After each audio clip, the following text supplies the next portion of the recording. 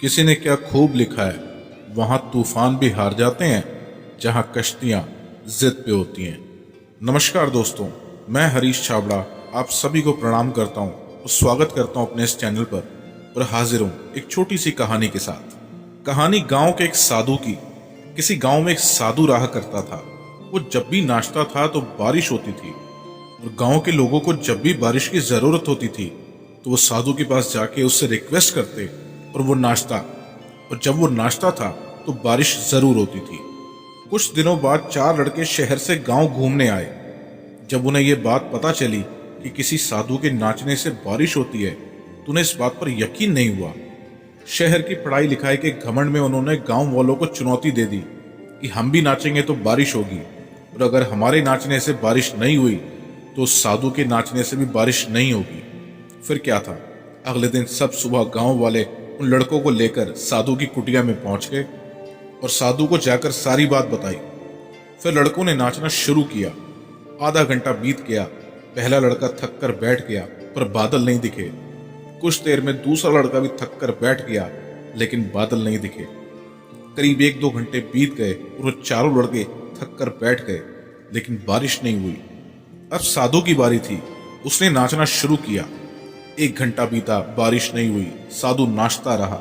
2 घंटे बीते, बारिश नहीं हुई, पर साधु तो रुकने का नाम नहीं ले रहा था। धीरे धीरे शाम ढलने लगी।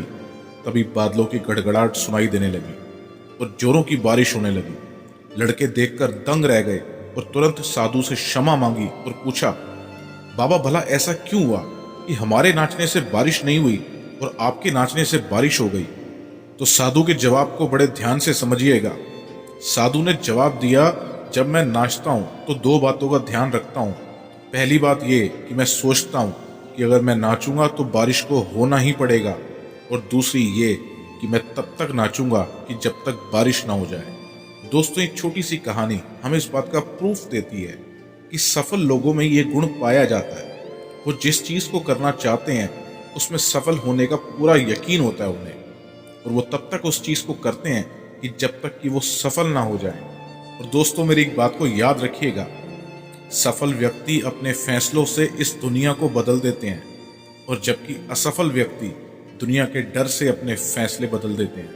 यदि आप भी सफल होना चाहते हैं तो अपने अंदर के जुनून और जज्बे को जिंदा कीजिए। इस कहानी को सुनने के बाद आप लोग क्या फील कर रहे हैं, अपनी फीलिंग्स को नीचे कमेंट सेक्शन में जरूर शेयर कीजिएगा। और ऐसी कहानियां मुझे इंस्टाग्राम पर भेजने के लिए आप मुझे डीएम कीजिए। लिंक नीचे डिस्क्रिप्शन और बायो में आपको मिल जाएगा। कहानी के साथ अपना नाम, अपने शहर का नाम लिखना मत भूलिएगा। मैं हरीश छाबड़ा जल्द मिलूंगा आपसे एक नई स्टोरी, एक नई सीख के साथ। तब तक के लिए इजाजत दीजिए।